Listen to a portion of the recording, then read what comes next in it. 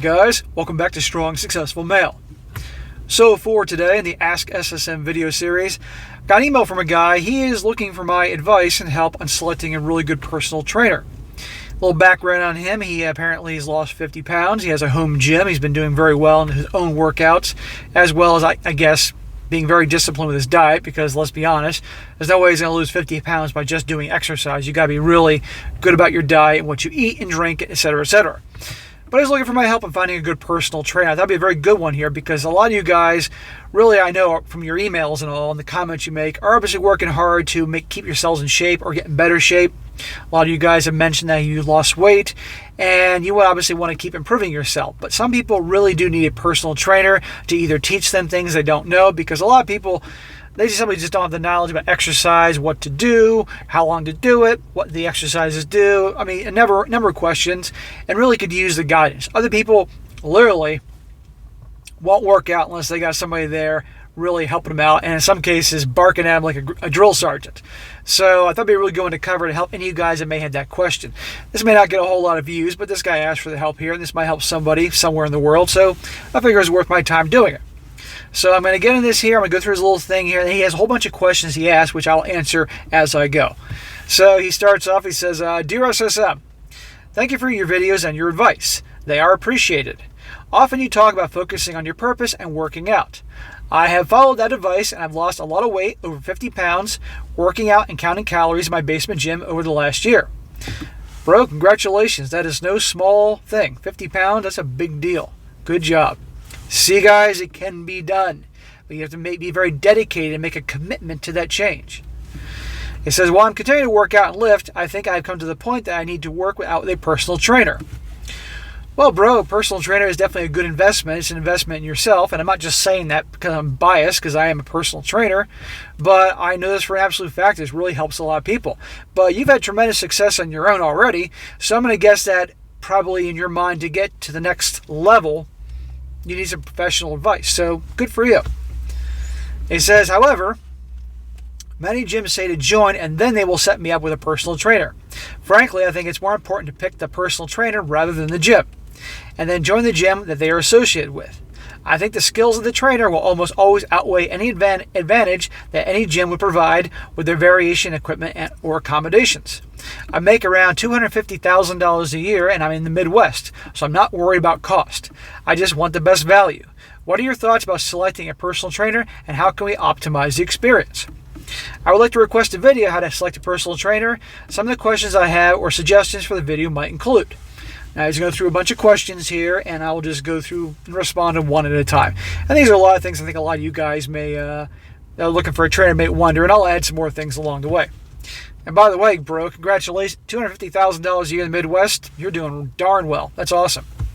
Okay, he says, number one, how do I find a pool of personal trainers to select from? Okay, well, that's pretty easy, dude. Get on your phone and Google personal trainers and gyms in your area, and every gym will obviously have a directory of personal trainers that they have there, and it should have some information about them on the website. Okay, if it doesn't, then obviously you can do some digging. But you also may find not just personal trainers that work for big box gyms or little gyms in your areas. You also find trainers that do a lot of they're self-employed, and they have their clients they go to, and they meet them in the park, or they meet them at their own home or something like that, or they may actually rent a small studio where a couple of trainers work out. So I'd look around there and find out all the information of people within a close distance. The trick is with working out, guys, you ideally want to go to a gym that is not that long of a drive from where you are. The longer it takes people to get to the gym, the more they can be like, it's getting late, I don't want to go there, or it's a long drive in the morning before work. If you can get to your gym in less than 10 minutes, that's a really good thing, because it won't be so hard to get that workout in. But check online, Google trainers in your area, and check it all out. And then you can then look at their bios, find out more about them, etc., etc. Number two, what type of things should I look for when vetting a personal trainer? Well, there's a whole bunch, bro, and everybody's different. But certainly experience. How long they've been a personal trainer, what are their areas of expertise. Oftentimes you might see comments from other people, what people have to say about them. Another big one is if they're actually in shape. I've seen lots of personal trainers that are overweight or skin and bone. And it's like, how can I go to you and want to lose weight when you're overweight? right? You may have the knowledge, but still, you're not taking care of yourself. And it's not like you're walking around with a bad injury or something. You're my age, and you're overweight, and you're teaching people how to lose weight. I mean, that makes no sense. So some people will be like, that's body shaming. No, it's freaking realistic here, okay? You wouldn't go ask financial advice from some dude that's broke, right, and has racked up credit cards and is up to his eyeballs in debt, right? So same thing with personal trainers. You want someone that actually looks and lives the lifestyle that they're trying to sell. But yeah, experience, their credentials, all that, how long they've been working, their philosophy on things, what their personality's like, And this is going to be something that, yeah, you can only see so much written down about them online or whatever, but you also got to talk to them, okay? Because everybody's different, Another one, what red flags should I be aware of when looking for a personal trainer? Well, flat out, like I told you, if they're overweight or super skinny, more important, if they're overweight. If they look unhealthy and they're not taking care of themselves, the dude has a big old beer belly, that'll tell you everything you know. I'm sure you guys remember in high school, many gym teachers or coaches, big ass belly going on there. You're teaching physical fitness and exercise and healthy lifestyle, and you're fat? Makes no freaking sense. That's a big red flag. And also be sure to look about bad comments. Now, ideally, let's just say you joined a gym. Well, it'd be easy to walk around, talk to people. What do you know about such and such as trainers? And believe me, the members will be able to tell you everything you need to know. Okay? I worked at a couple gyms before I officially became a trainer for my own business. And believe me, I got an earful from different people there about the other trainers that worked there, because I was very popular because I'm a very laid back, easygoing guy. Okay, as a personal trainer, I'm not a freaking Marine Corps drill sergeant. Okay, some of you guys may find that hard to believe. No, I'm laid back. We're having a good time. I'll work you. Don't get me wrong. You're gonna work your butt off, but I'm not barking at you or anything like that. We're usually between sets talking about our personal lives and the client's family and his job and interests and stuff like that, because I like to have a good time with my clients, socialize, get to know them, not to mention the fact that you build a relationship with them and a friendship, they're going to stick around more. And the thing is, for me, it wasn't bullshit. I was genuinely interested in them, their lives, their families, their goals, all that shit. So it was like hanging out with a buddy. That's why it's the easiest job in the world for me, because it's like hanging out with a friend. Now, I've reduced my personal training business substantially ever since my YouTube business has really taken off. So I only have the people that I like the most and are the closest drive to me. I'm an in-home trainer. I go to people's homes and bring the workout to them, either my own equipment or they got their own. So the only people I have now are the people I really like the most and are really close to me, so my drive is minimal. That way I can dedicate most of my time to the YouTube business. But anyhow, you got to talk to them, find what they're like, find what people have to say about them, etc., etc. Another one. What can I do to make the sessions with a personal trainer more efficient when working with a personal trainer? It's pretty easy, bro. Listen to them and work hard. End of story. Don't whine. Don't complain.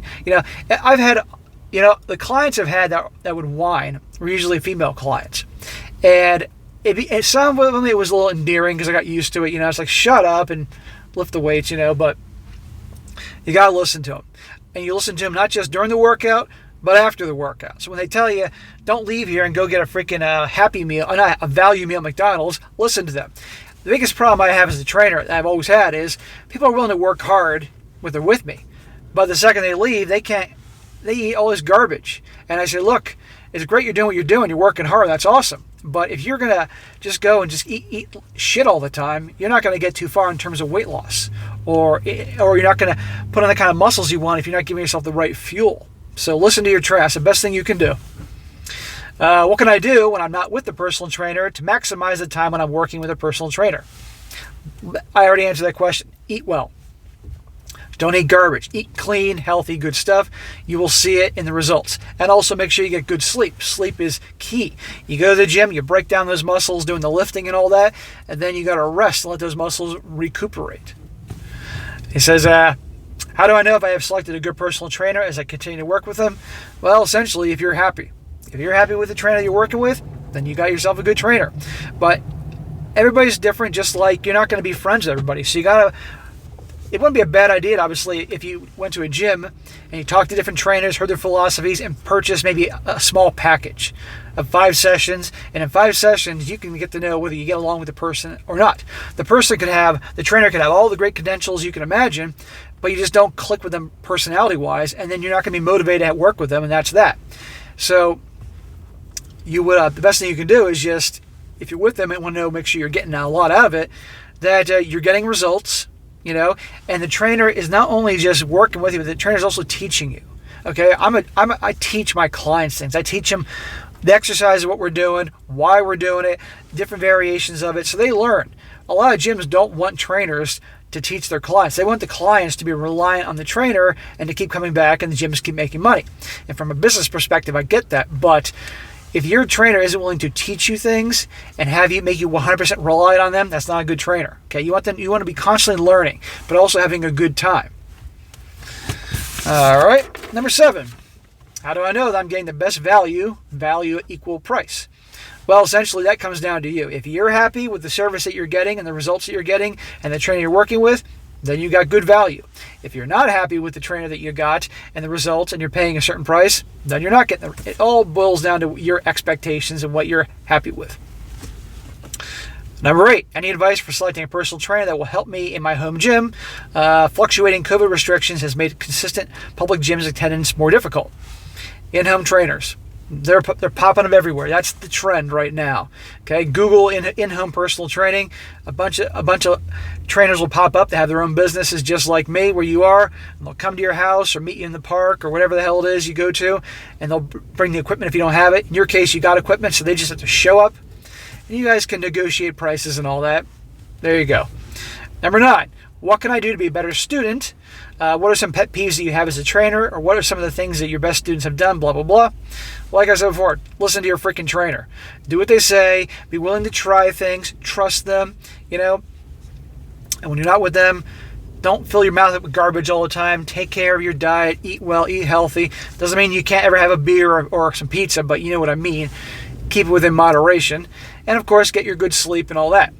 And what were things that people did that were annoying? Just not listening to me, or having ridiculous expectations, like they're going to lose 50 pounds in 2 months, and if they don't do that, then it's my fault.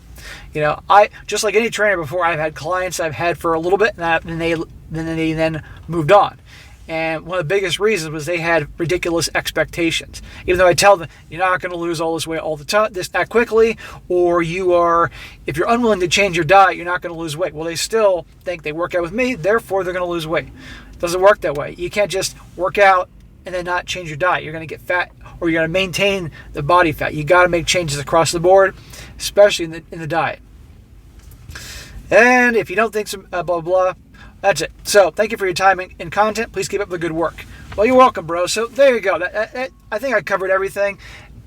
You're doing a great job there. But anybody else that's looking for a trainer, it's worthwhile investment. I said this before, because a lot of people want to get fit, put on some muscles, get stronger, and they have no clue what they're doing.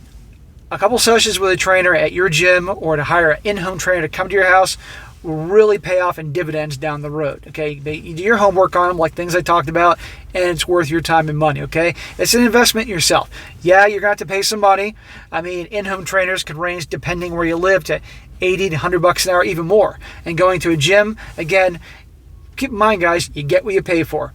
The higher the price, generally the better they are. So better to spend that money, because otherwise you're going to spend that money anyway on bullshit. You might as well spend on something for yourself. And no, healthcare does not cover personal trainers. That'd be nice if it did, but it does not. So it's going to come out of your pocket there, but it'll be worth it. And listen to them. Do what they say. But again, remember, you're not going to click with all trainers, just like you're not going to click with everybody you meet and become best friends with somebody you meet. So it takes a little time, and it means that you have a trainer for a few sessions, doesn't work out, you try somebody else, that's all right. They shouldn't take it personally. It's a volume business. People come and go. It is what it is. So good luck to this guy who wrote me in about this. I think you'll definitely get good results out of this. And just write back to me in 6 months. Let me know what you did. Let me know how it went and so forth. And this should definitely help out some people that are really looking for that. You can do it. Just listen to your trainer. All right, guys, that is it for today. Be sure to comment down below what you think about this. And guys, if you have any questions for me, just put Ask SSM in the title.